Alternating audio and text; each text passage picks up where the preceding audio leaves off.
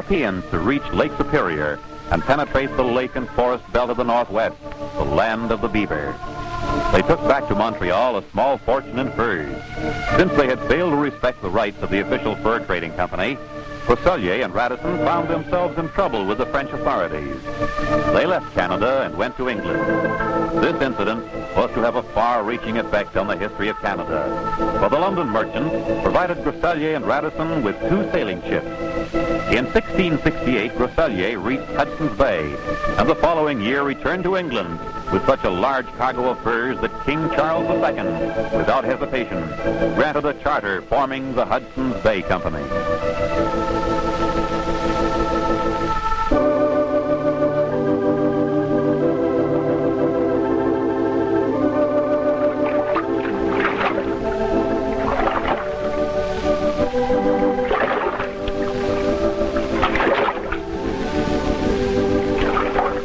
On May the 2nd, 1670, King Charles II of England granted this famous charter to the Governor and Company of Adventurers of England trading into Hudson's Bay.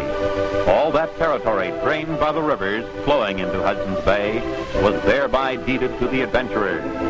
Thus, a great portion of what is Canada today came under the control of the Hudson's Bay Company. The Great Seal of England made legal this extraordinary grant of land, a grant that not only gave rights, but also imposed obligations.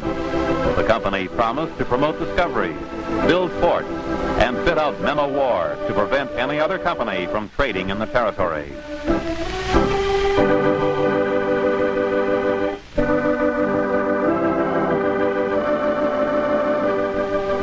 The immensity of this grant was not realized at the time.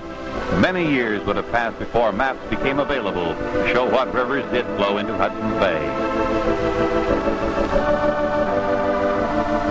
For 200 years, the men of the Hudson's Bay Company defended their claims and maintained the peace. They became to the Indians and their descendants the guardians of law and order.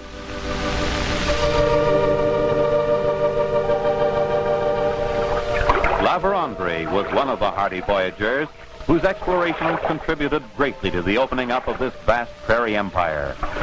His party crossed the Great Lakes and proceeded west by way of the Lake of the Woods, the Winnipeg River, Lake Winnipeg, and the Red River. On the 24th of September, 1738, they arrived at the junction of the Red and Assiniboine Rivers to become the first white men to set eyes on the site of what is now Winnipeg. Here La Vérendrye left orders to build Fort Rouge, while the search for the elusive Northwest Passage lured him.